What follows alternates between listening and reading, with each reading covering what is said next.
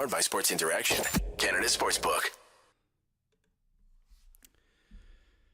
Guys, are we even surprised anymore that I'm hosting Game Over Calgary following a Calgary Flames loss? It's becoming memeable at this point, actually. My Twitter mentions flood with people saying, "Oh, it's a game over night. Auddie's hosting. It must be a Flames loss. It's a scheduled loss." So I'll take the burden on this one, but the Calgary Flames fall again. Another frustrating one, Flames fans. This is not the way things should be going at this point in the season. Welcome to Game Over Calgary. My name is Auddie James. I'm excited to get into this one with you guys because there's a lot to talk about. I'm excited to bring in my guest today. This is one that I've been trying to snipe for a while. We finally made it work on short notice too, and after a couple technical hiccups. But that was definitely on me. But we'll get into it shortly here. Think you know what way it's gonna go? Make your bet with Sports Interaction. Whether it's hockey, football, or basketball, Sports Interaction has you covered. And fair warning: if you see that it's a game that I'm hosting, bet the other team. Guaranteed to make some money. It said that already. Bet pregame, live and play, or on one of our many prop bets. Sports Interaction makes it easy to deposit, play, and cash out. Join now and see all sports betting has to offer. Want to bet? Head to sportsinteraction.com/SDPN. That's sportsinteraction.com/SDPN. 19 plus. Please play responsibly as always. And if anybody you know has any gambling problems, please be sure to reach out. There's lots of resources in the show notes for you and your loved ones and family and friends and whoever else to get help. So, like I said, without further ado, let's get into our guest today. This has been a long time coming. Paul, I don't give Kachuk. How are you doing, brother? Thank you for taking the time, and I'm happy to have you on, man. I'm excited to be here. I haven't done like a show or anything in forever. Hopping on like a podcast or anything. So I'm really excited. Yeah, man, I'm excited too. It's nice to talk to other Flames fans who feel the struggle because this team has not lived up to the expectations this year. And in games like this one, I'll be cut and dry is what I'm trying to say. I'm not gonna sugarcoat it by any stretch. This is the point of the year after the halfway mark. You know, this team is sitting, I haven't checked the standings now, in a wild card spot. The Oilers are creeping up. The Avs, who they just happen to play, are creeping up. They're getting healthy at the right time. And this team is continuing their perpetual mediocrity. And it's frustrating. Just your thoughts up to this point in the season. How's it been for you as a Flames fan? I always say, like, I always joke with my dad talking about hockey. I'm always like, with the Flames, I expect it's either a wild card or bust or just somehow randomly win the division. So I'm so used to it at this point. I'm like, okay, we're competing for the wild card. It's the same stuff, but like, it's just frustrating to really watch. Like, for me, there's really no like drive to want to watch them because like last year we were exciting. We were like fast skating, Kachuk, all them, and then like this year it's like we're kind of like slow and boring. It's like it's typical Daryl Sutter hockey, man. It's what everybody expected when Sutter came in, right? Like this is like the slow 1-goal games and just the frustrating losses. Everybody expected this. So, I mean, to your point though, you're right. They've pulled a full 180 here with the team they had last year. And I don't know, we could chalk it up to I've said it before on this show, guys trying to get comfortable in a new system, but it doesn't excuse Markstrom's play. It doesn't excuse Lucic's play. And you know what? We got to get into it because, you know, you and I, maybe more so you at the start of the year, but because I was like, and you know it, I was chest beaten for Markstrom at the beginning of the year. This guy can't be the whipping boy. He's like this, you know, he was the second runner up for the Vezina. And all this time I should have been listening to Paul because you had it all along that he hasn't been up to par this year. Yeah, like, so 3 games in or something, I was watching, like, man, Markstrom really looks like he's not looking right. I'm like, he looks like ass. And, like, yeah, and I was like, I normally tweet out my thoughts during the game, and I was like, Markstrom. I didn't know if we could curse or not, so I didn't want to say it. But I was like, you can curse. I was like, Markstrom looks like ass, and then everyone's like, what is wrong with you? Like, you know what you're talking about? And I'm like, what? And then, like, for a couple of days afterwards, I didn't know if I wanted to tweet anything out afterwards. So I was like, I don't know what's gonna happen. And then, like, I'm bringing it up because I talk to my dad all the time about hockey. He's a big Minnesota fan, so we talk all the time.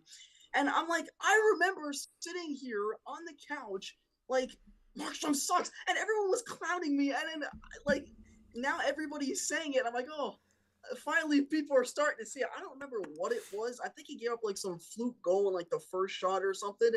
And I was like, I mean, we're 5-1, and I'm like, but Markstrom, he's driving me nuts. And it's frustrating. He still is, but yeah, it's frustrating. yeah, he still is, and like I wouldn't pin some of these goals tonight exclusively on him because you and I went back and forth a little bit before we hopped on and during the game about, okay, like, you know, we can be hard on Markstrom tonight. We could be hard on the blue line tonight. Defensively, they just were horrendous in their own end, turning the puck over. And it seemed to me like this is kind of the way I saw it from the blue line perspective or from the D perspective tonight, is that the Flames were trying to break out of the zone before they had possession of the puck. And they got caught. They got caught so many times in their own end where they, you know, like I said, they started breaking out before they had the puck. The puck gets turned over, creates a chance. I think that first Lehkonen goal was a prime example of that, where, you know, they just, I don't know why they just think they can break things out without possession, and that's, you know, your two blue liners who are supposed to be playing deeper and protecting the front of the net end up, you know, halfway up the ice or halfway up their own zone with no possession. And it's like, what are you doing, man? And I know you saw the same struggles today from the blue line.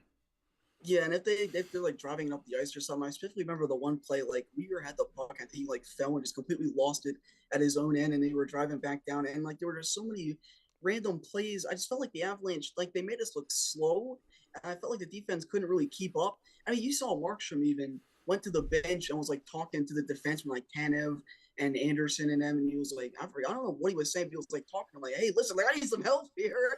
Even though he's like giving up some like these random like shots are just going on him and everything. But yeah, I noticed that throughout the game, and I mean I think the one goal where it was McKinnon and he sauced it on over.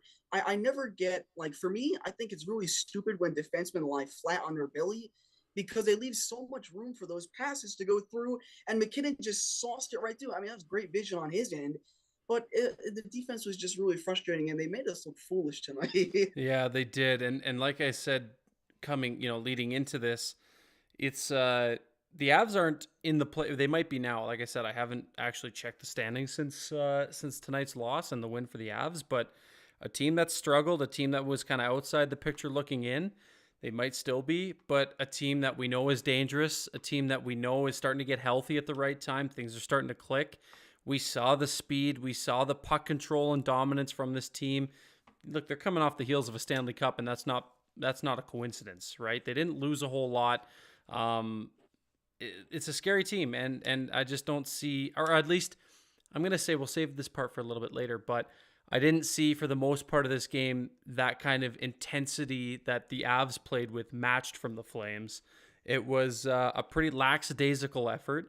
And one of the things, too, that really pissed me off is the amount of, and this has been a storyline all year, is the amount of odd man rushes that the Flames surrender in any given game.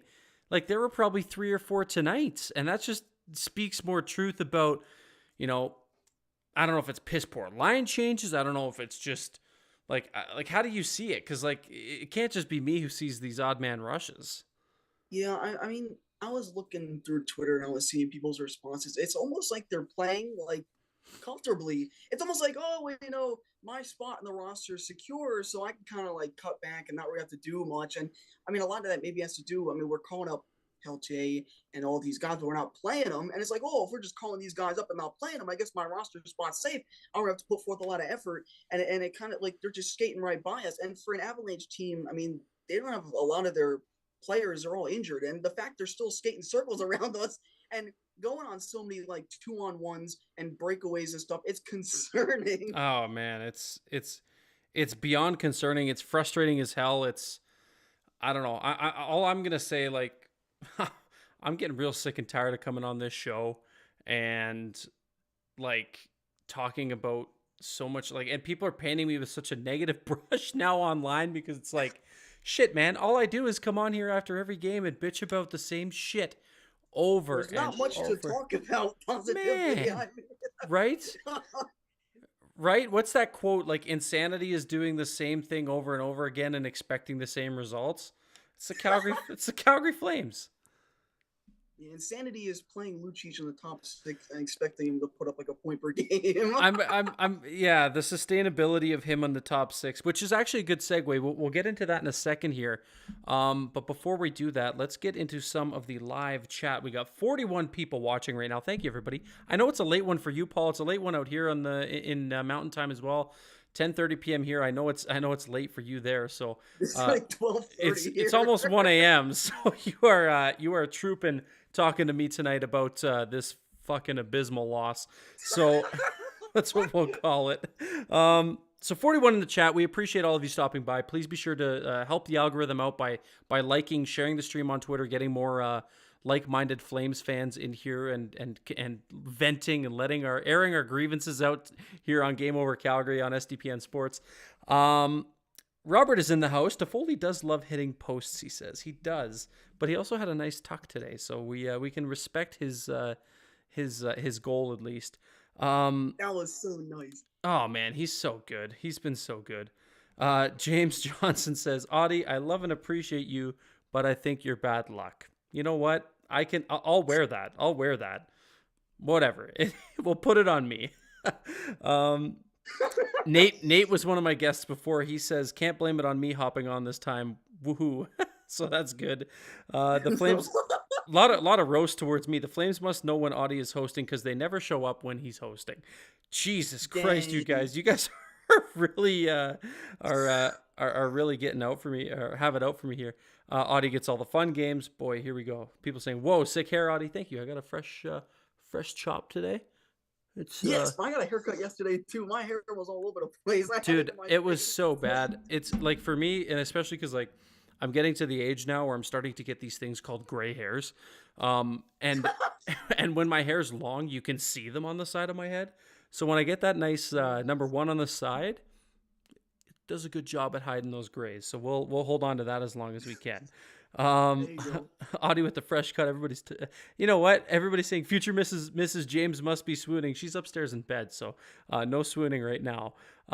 Why is Sutter afraid to play Peltier? That's a question in the chat from J Money, and I think you and I, Paul, can both probably answer this one pretty easily, and it's because he's not big. Yeah, he's not 6 foot tall.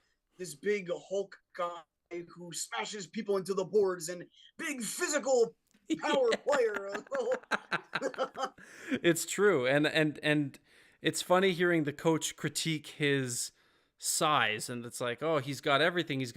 And then his last line in talking about Peltier is, but he doesn't have, or he's not big. He's something along those lines. It's like Daryl Sutter, excuse me, as I have a freaking health episode while we're doing this. Daryl Sutter seems to forget that when he entered the league, he was not a very big guy either.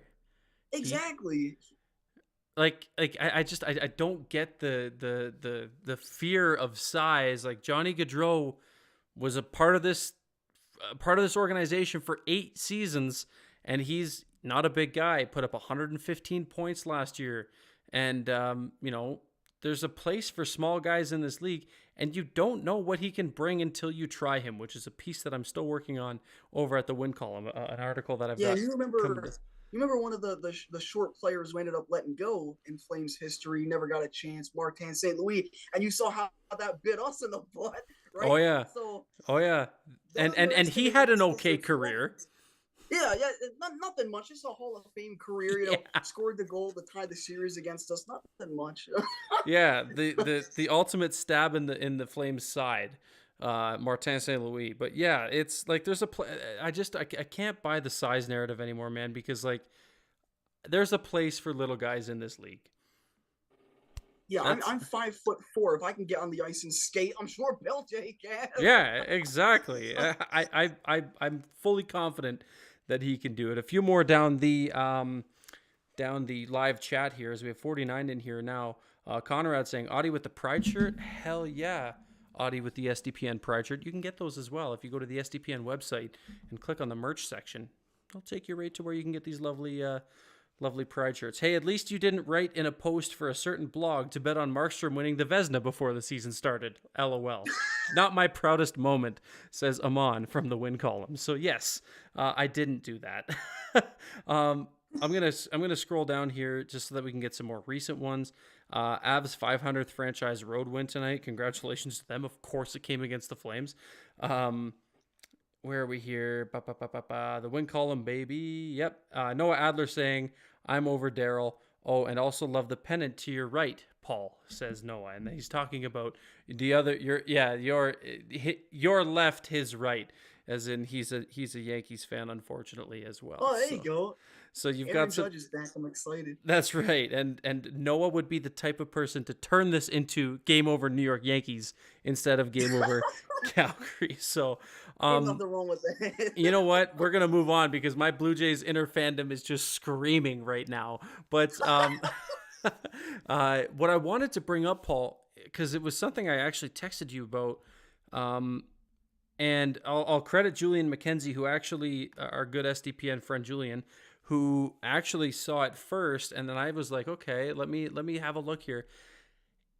Daryl Sutter, who's not really known for throwing the lines in a blender mid-game, spat out some pretty interesting combinations in the third period, and when he did, the momentum kind of shifted for a little bit there. It gave me a little bit of a glimmer of hope because things started to look decent. They obviously didn't score, but they were generating chances. I thought they looked a lot quicker. I thought that it was one of the better groupings we've seen this team put out this year. And I'm going to read them off to you because I know you know it, but for those of you who didn't catch it, what did they do? First of all, Huberto got put back on the first line with Lindholm and Toffoli.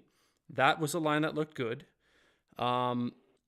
Where are we now? Backlund with Dubé and Lewis, which you and I talked about. That would be the prototypical shutdown line, right? Like that just screams defense. Yeah. And that was something that the Flames struggled with up until that point. So why it took so long to put that line together is beyond me, but we got to see it. We saw Kadri with Mangiapane and Coleman. And finally, right where he belongs, if he belongs in the NHL anywhere, the fourth line of Adam Ruzicka, Dewar, and Milan Lucic. So it took him a while, but Daryl may be realizing now that Milan Lucic is a fourth line player. What did you take from those line changes? And do you think this is a continued trend, or is it just a splash in the pan in the later part of a game where you're down by 3? I kind of feel like it needed to happen. It kind of gave, in a way, it kind of gave him like a spark. Like, oh man, suddenly I'm like lower on the lineup or high in the lineup. I got to start putting in more effort. And you saw them come out. They looked better. They generated more chances. And it kind of gave him like an overall like boost. Like, hey, we need to wake up. And I think that was kind of the message he was trying to send. Now, I don't know why he's done that more. Like, if that's the message you're trying to send, why don't you just do that? But I mean, you know, Lucic is a veteran, and he's won a cup like 10 years ago. So yeah, I must have killed him to put him on the fourth line. Right. He's a shell of his previous self. And as much as I rag on Milan Lucic, I think my disdain is not to the player, but more so the coach and how he's deploying the player. I don't think Milan Lucic like willingly said, hey, Daryl, you should play me in the top 6. I think that would be fantastic for this hockey club that lacks any scoring, finishing abilities, any speed, puck control. I don't think he went up to them and said that. Daryl is the one who put him there. I'm hoping that by seeing what we saw tonight with the lines being changed later in the game, that it hopefully leads to maybe a bit of an epiphany, if you will, for Daryl Sutter, where he says, hey, you know what? This shit hasn't worked. Sure, we're collecting loser points, but we're not winning hockey games. And Daryl Sutter is, you know what impresses Daryl Sutter? W's. That's what impresses Yes. Daryl Sutter is W's. And That impresses me. yeah, exactly. The infamous quote. And I don't know. Maybe it's a bit of maybe he's finally seeing the lights. I don't know. Did somebody slip something in his drink and now he's all of a sudden a different man? Like, I don't know. The purple Gatorade. That's what this team's missing, right? It's just that purple Gatorade. Oh, I miss you, Monty. I miss you, Monty. But yeah, man, I don't know. It's certainly interesting times here in Calgary. But yeah, I truly don't know what it's gonna take. I'm hoping, and tell me how you feel, but I'm hoping that this is like a nice little wake up call, and maybe they explore these lines for more than just that third period. Yeah, and I'm hoping that it also encourages Sutter to try out different things because, I mean, you shuffle the lines and it ended up working positively. Maybe try and do that more in the future. If you're seeing a player like Ruzicka, who had like a point per game pace, you don't put him on the fourth line. You put him on the top and give him more minutes. So I'm hoping that this is like an eye opener. Like, hey, if I move these guys around and like you can't force chemistry, right? So you have to kind of do what you can to try and let players naturally get it. And I mean, maybe try and see who works well with who and pair them up with that. And don't be afraid to put new players into the lineup either. Right? You got this young French kid who's up in the press box, enjoying every flavor of hot dog and popcorn and Saddle Dome ice cream you can have. By the way, if you ever make the Saddle Dome, the malt ice cream, deadly. I was thinking about that. There was a commercial I kept seeing where it's like, there's a ticket thing you can get where you get like a burger and a hot dog. That was like, man, those both kind of sound fire. I was like, dude, I will say, and I don't know, I correct me if I'm wrong. You haven't been to Calgary, or you have seen a game in Calgary? No, I've never been there. I'm always the away fan. Yeah, I figured as much. I just wasn't sure if you made the trip out here yet. But if you eventually do, which I'm sure you at some point in your Flames fan life will, you gotta try the pocket dogs. They have these. They have you heard of those? So basically, what it is like, imagine like a baguette bun, but it's like the ass end of the baguette bun, the round part, and they like quarter the baguette, and they like, it's gonna sound weird. They core a hole out in the middle, and then they just put they pump it with whatever sauce you want. They got ketchup, mustard, ranch. They got cheese, and then they throw the hot dog in there, dude. They are so good. And it's easy to break, or it's easy to easily take down 3 or 4 of those. Speaking for myself, and the malt ice cream, deadly. The malt ice cream is so good at the Saddle Dome, and I know everybody in here. Somebody saying, left-headed penman saying, tickets are expensive enough. I don't buy food at the Dome. It is pricey, but that's like the cost of the NHL, man. Every place is pricey when you want to buy food. But anyway, I digress. Peltier is up there eating every great food you could possibly get at the Scotiabank Saddle Dome. And I think do you think we see him soon? I hope we see him soon. I mean, I kind of understand the thought process of not playing him tonight. Like, I mean, it is the Avalanche. Even though half their team is out, I don't think you try testing out a rookie against one of those types of teams. But if you're playing a team like not really in the playoff picture, I don't see why it would hurt to put him in there, get him some ice time, see what he can do. I mean, at least he played Phillips. It wasn't a lot, but at least he put him in there. But I mean, Pelche right now is just sitting watching what type of hockey you shouldn't be playing. Right. So, yeah. Maybe he's still getting some experience that way, but you like to put him in, because he's not playing in the AHL. So what's he really doing?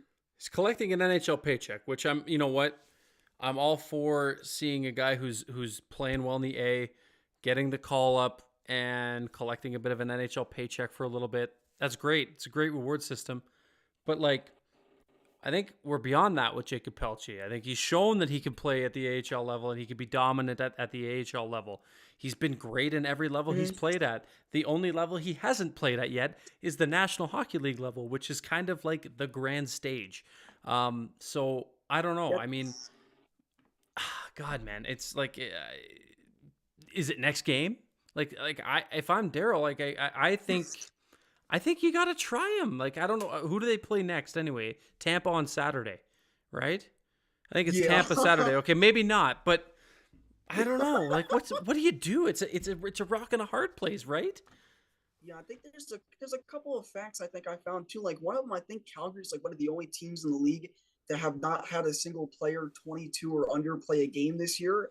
And I think there was a fact I saw a while back. Hopefully, I'm remembering it right. But I think it's like Pelche's the only player from the first round of his draft still to have not played a single like NHL regular season game, which is just nuts. There's like what 96 points in 97 games or something in the AHL. Yep. So like, why? Like, what's the point of having prospects if you're not going to catch them out? Pain, dude. It's just painful. I don't know. And that's the frustrating part for me is like, what more does a prospect have to do to show that he's deserved a chance? It's great that he's got the call up. But like I said, when he got called up, I quote tweeted the tweet from the Flames and I said, man, I really hope this guy likes popcorn and fountain drinks because he's going to be spending a lot of time up in the press box with Connor Mackey. They're going to be best friends. Connor Mackey's going to be fluent in French by the time he's done with it. Yeah, and I'm worried too because you look who else is in the AHL right now, Dustin Wolf. And if they're not playing our guys like Pelche and them, who's to say they don't try out Wolf anytime? So, like, and Wolf is not a very big guy. Yeah. So, that might be right. true. If you want to talk about size, he's lighting up the AHL, but he's not very fucking big.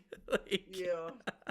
Not that it matters, and I don't know if it matters for Daryl in that point, but oh man, I've rambled. It's just frustrating. I know you and I share the same frustrations that a lot of Flames fans share too. It's like everybody thought this team was destined for something. They went through hell and back in the off season. Just a complete shit show, carousel, circus, whatever word you want to attribute it to. It's been crazy, and it just hasn't been what's, and I sound like a fucking broken record because every time I come on this show, it's after a loss, and I'm saying, oh, this is just, this is what we've come to expect, and it's everybody was expecting greatness, and this is what we're getting now.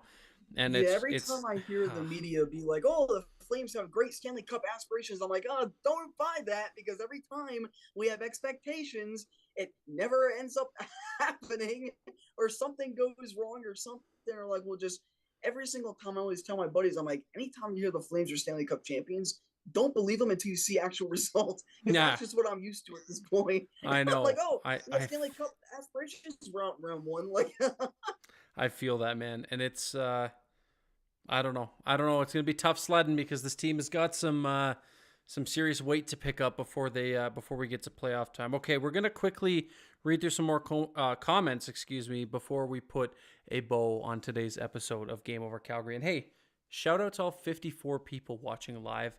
It's late. Thank you for tuning in on the SDPN Sports YouTube channel. And thank you for liking. Thank you for sharing, getting more people in here. We got a lot of cool people in here chatting some Flames and chatting hockey. Pocket dogs are worth it, though, especially the cheddar ones. A lot of pocket dog love. So I'm glad I brought it up. I'm glad we could have something positive to talk about in this terrible loss to the Colorado Avalanche on this Wednesday night. Mason is here. He wanted to. Yes. Yeah, Mason's. He was texting me earlier. I was laughing, trying not to laugh. You had to know damn well Mason would be here. He says this guy's different. He's like Corey Perry. I wonder if that's an inside joke between you two, because, or maybe he's. Oh no, he's talking about Czech prospect Pilov Yurskin. Had an excellent word. I feel like that's a joke. He's going in the fifth. It's got to be a fake name. It's a fake prospect, like Taro Tsushimoto. I've read that and I'm like, this is not fucking real. Mason is yanking my chain. He keeps going on about him. Somebody Benjamin. Do you know who that is? Yes, that's my buddy Benjamin. Hey, Ben. He goes, he's the best player from the Czech Republic since Jaromír. Flying into it. Oh no. So he said the line. He said the thing. Oh no! Did I get like everybody's freaking out right now? Did I do something bad? Am I gonna get fired? No. peel off your skin sounds like peel off your skin. So it's all sort of like, oh, he said it. Oh. Yeah, somebody's. Yeah, I'm not reading that one, James. Some more comments. Maybe I'll go see Bedard and still have money for a pocket dog if tickets are still available. Left-handed penman. Last I checked at the Saddle Dome, I actually wanted to get tickets to see this because the Pats, I think, play once more in Calgary. And their tickets are still relatively decent priced. I might go have to check out Mr. Connor Bedard. Yeah, I said it. Everybody's fucking roasting me. You know what? I read it and I'm like, yeah, it's Mason with the comments, so it's not gonna be fucking good. I'll tell you that much. I don't even have the YouTube comments open, so I don't even know who's in it. So everybody's me and Mason are jumping up and down right now, crying. So I think this is a good spot to put a bow on it. Paul, my man, this has been awesome. I had a lot of fun. Thank you so much for doing this, especially on such short notice. I've been wanting to get you on, and I'm glad we made it work, man, because this was a lot of fun. Hey, listen, anytime you want me back on, I'll hop on. I love doing things like this. So this is awesome. I'll take you up on that offer for sure. But before we put a bow on it, sorry, everybody's still going off and fucking making me feel silly. Before we say farewell, your shameless plug, the floor is yours. Tell everybody where you're at and what you're up to. Okay, cool. So, if you don't know who I am the YouTube channel called I Don't Give Kachuk. Unfortunately, the Flames decided to give Kachuk away, but I have. We're gonna keep the name. We're gonna keep the name. But yeah, I don't give Kachuk on YouTube. I do like hockey history content. It's not just the Flames. I like to talk about like weird historic facts and everything. I like to branch out and try new things. I've been trying to work on a couple projects. I have a couple ideas. I'm always open to suggestions. So if you guys want to slide any my way, go right ahead. But yeah, that's about it. I also have Twitter. It's I Don't Give Kachuk, go out the O because I couldn't fit all the characters. Because of the stupid character limit. Yeah, I know, but it's the same thing. No, it's hey man, like I said, I love your content and I'm a regular consumer. And I know a lot you're building. I love what you're doing with the channel. You're building something really special. So if you haven't checked Paul out, please be sure go check out his channel. Check him out on Twitter. And don't fall for any of Mason or his antics with fake prospects. Thank you, everybody, for stopping by and watching Game Over Calgary. This is another Calgary Flames loss that Auddie is covering. Our next Game Over Calgary show, let me see here. Looking at the schedule, looks like is going to be, I was right, Saturday against the Tampa Bay Lightning. It is an early start. Let me see here. 1 o'clock Mountain Time start. So we will be live post-game probably around 3:30, 4 o'clock. I would imagine 4 o'clock is probably closer to. I will be hosting that one. I don't have a guest yet, but I'm working on it. Like I said, appreciate you guys so much for stopping by and hanging out with us after another loss. If you're listening on playback, please be sure to hit like and be sure to subscribe or whatever you do. Follow the podcast on your preferred podcatcher. Stay safe, friends. Be well. And we will talk to you on the next Game Over Calgary on Saturday against the Tampa Bay Lightning. Adios, everybody. Be safe. We'll talk to you later.